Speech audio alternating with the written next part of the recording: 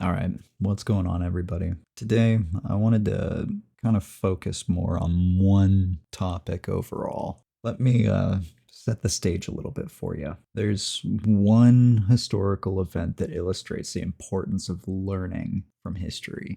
And that really big, important thing that happened arguably is the French Revolution. It happened just after the US became a country.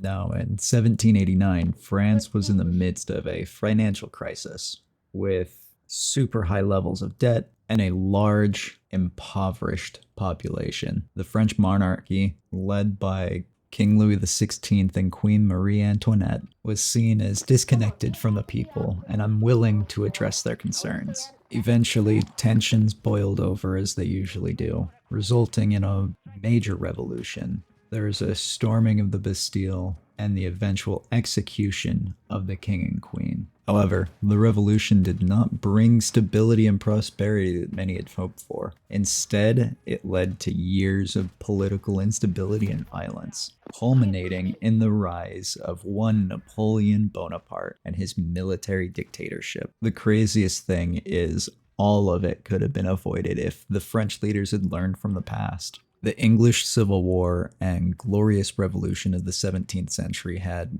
demonstrated the dangers of ignoring the needs of the people and the importance of a stable political system. By failing to learn from these events, the French leaders inadvertently set the stage for a revolution that would bring about even more turmoil and suffering. The English Civil War was a series of conflicts that ranged between 1642 and 1651. It was between the Royalists, who supported King Charles I, and the parliaments led by Oliver Cromwell. The main causes of the war mainly included financial and religious disputes, and disputes over the power of the monarchy. The war ended with the defeat of the Royalists and the execution of King Charles I in 1649. Now, on the other side of that coin is the Glorious Revolution. This went from 1688 to 1689. Single year long, it was a bloodless coup that saw the overthrow of King James II, who was a Catholic, and the establishment of a Protestant monarchy under William III and Mary II. The revolution was supported by a large section of the population who were unhappy with the religious policies of King James II.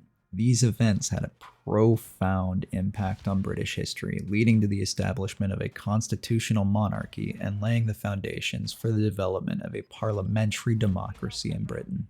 Now, to take everything that I've talked about so far and flip it on its head, we're going to be talking about the American Revolution in the 18th century, which, 1776. This is not only after the Glorious Revolution and the English Civil War, but it's also before the French Revolution as well. And the American Revolution really serves as take everything in the relatively recent history, see what worked and see what didn't, and actually implement it. Like the Glorious Revolution, for example. This in particular established the principle of parliamentary supremacy over the monarch and laid the foundation for a constitutional monarchy in England. This shift in power from the crown to the parliament served as the model for the American colonists, who were seeking greater representation and control over their own affairs. The Glorious Revolution also led to the passage of the English Bill of Rights in 1689, which limited the power of the monarchy and guaranteed certain rights to the English citizen. This document served as a precedent for the American Bill of Rights, which was later adopted as part of the US Constitution. Now, the Glorious Revolution also had a religious dimension, as it resulted in the overthrow of a Catholic king and the establishment of a Protestant monarchy. This event had a profound impact on the religious landscape of England and its colonies, and that especially includes America. And that became a very important issue when it came to America asking about freedoms for the people. They wanted to know what they wanted, and they wanted to have the ability to choose. Now, the American Revolution, which preceded the French Revolution, served as an inspiration for the French people to rise up against their own monarchy. The French Revolution began in 1789 and lasted until 1799.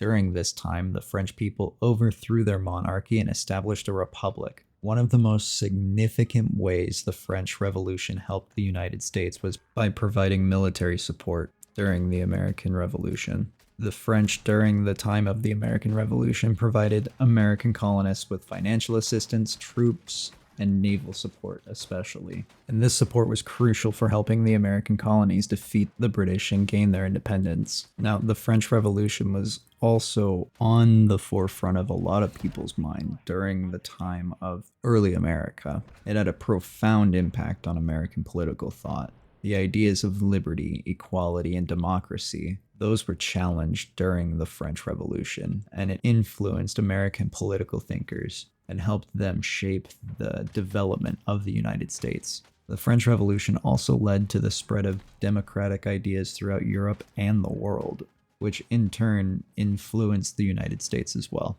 Now, the French gave 1.3 billion silver pounds, which it's kind of hilarious because that is $1.655 billion today in US currency. Like, that is an incredibly stable value because it was a precious metal. But that's besides the point. They also gave up soldiers to help the Americans fight the British. But on a little bit of a tangent, Benjamin Franklin single-handedly participated in 2 revolutions. Since the French monarchy found itself bankrupt, triggering the French Revolution, he was also an advocate for colonial unity. Franklin's famous Join or Die political cartoon that was published in 1754 urged the colonies to unite against British oppression. And that wasn't a threat to the people, but a rallying cry during the American Revolution. Like, Benjamin Franklin was a super cool dude. He's the kind of guy that just had curiosity and the love for learning. He was an avid reader. He taught himself basically everything, including science, politics, philosophy. This thirst for knowledge helped make him one of the greatest political figures that the world has really ever seen. He was also famously known for his wit and his humor. He wrote a bunch of satirical essays and was a very skilled conversationalist. His charm and charisma helped so much in his diplomatic efforts, as he was able to win over the French and secure their support for the American Revolution. The French Revolution, however, is a powerful reminder of the importance of learning from the mistakes of the past. By understanding the causes and consequences of historical events, we can work to avoid repeating the same mistakes and creating a better future for ourselves and the generations to come. I love the idea of having leaders that actually care about the people, who want the same things that the people do. They want to be free. They want to do what they want.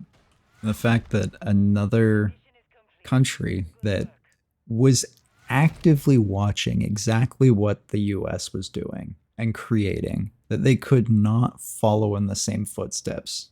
Instead, they let themselves burn to the ground. Or, well, I guess a more accurate depiction would be they let their own heads roll. Hey, Miss Marie Antoinette, how'd that cake taste, huh? I mean, as nations and people and great figures rise and fall, we, as a people, should learn from the things that they've said, the things that they've done, and the mistakes that they've made, most importantly. Because if we're not making mistakes, we're not really truly learning. And I think that's about it. I appreciate you guys listening. And I will see you guys all in the next one. Peace.